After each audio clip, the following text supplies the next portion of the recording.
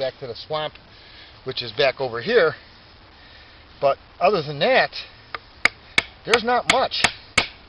And because of that, there's no deer here. This is the UP. And here in the UP, we don't have a lot of giraffes. So a browse line that's 20, 25 feet up off the ground isn't doing anybody any good. So by knocking this tree down, and I do look around and decide, first of all, a tree that's manageable. Second of all, I'm looking for a tree that's going to open up some space that's going to actually do some good. And by removing this tree, I'm going to open up a hole in the canopy, which will probably allow enough sunlight to get down that we'll start to see some stuff coming in here. Realize also that this forest has naturally repopulated itself. This is, if it's not virgin wood, it's certainly wild wood in that it hasn't been logged.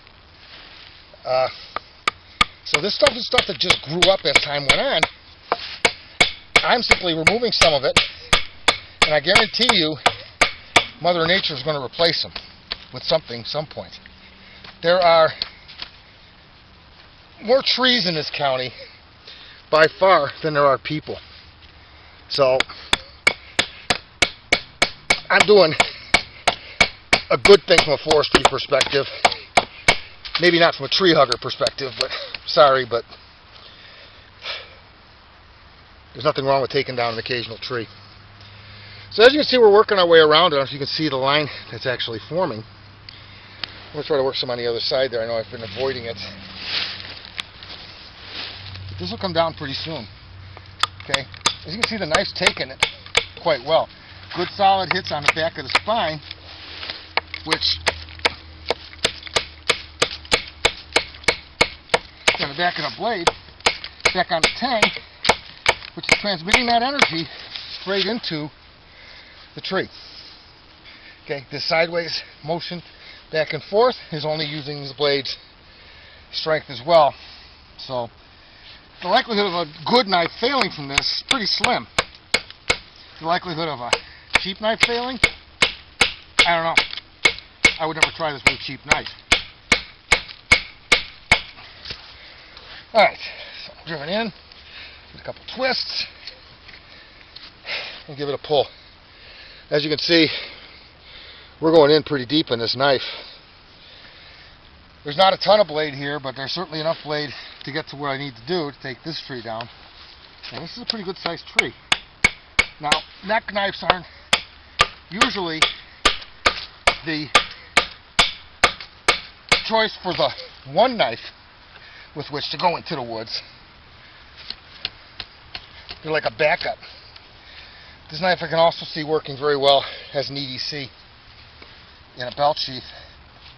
The Kydex sheath that comes with it, you can attach tech lock or belt loop to it, large tech lock or small tech lock or belt loop to it for belt carry, or the new spine lock sheath that I posted a demonstration of is great on the belt and very cool on the neck. I think we're about done. I think the way you can really tell is when you push on the top of the night tree and it's kind of loose and wiggly. It's kind of telling us I'm about ready to go. I think one or two more shots in and it's coming down. So this technique is a Morse-Kochanski technique. I'm sure Morse would tell us that he got it from somebody else. I've never seen him to invent or claim invention of techniques. He just teaches them. And it makes sense. It's a pretty innovative use of a tool, but it works. Okay, we're in. I think this is the last one. Let's give it a wiggle. And let's see. A couple more shots.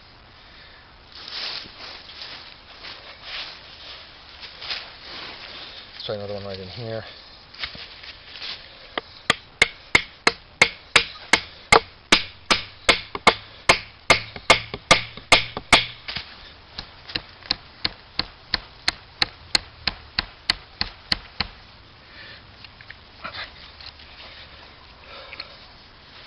Another one right here. Let's just make sure.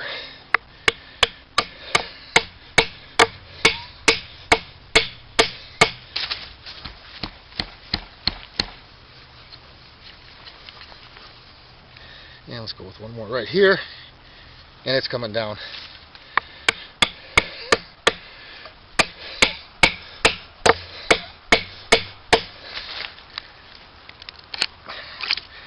That one. Let's go with this one.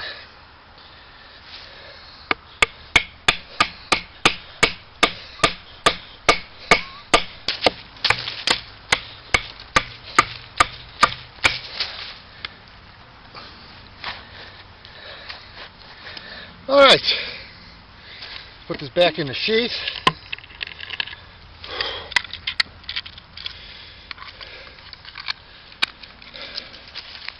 Set the sheath down.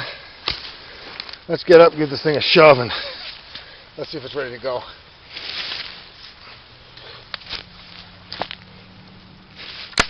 Oh yeah, look at that. One twist, one turn. And it's down.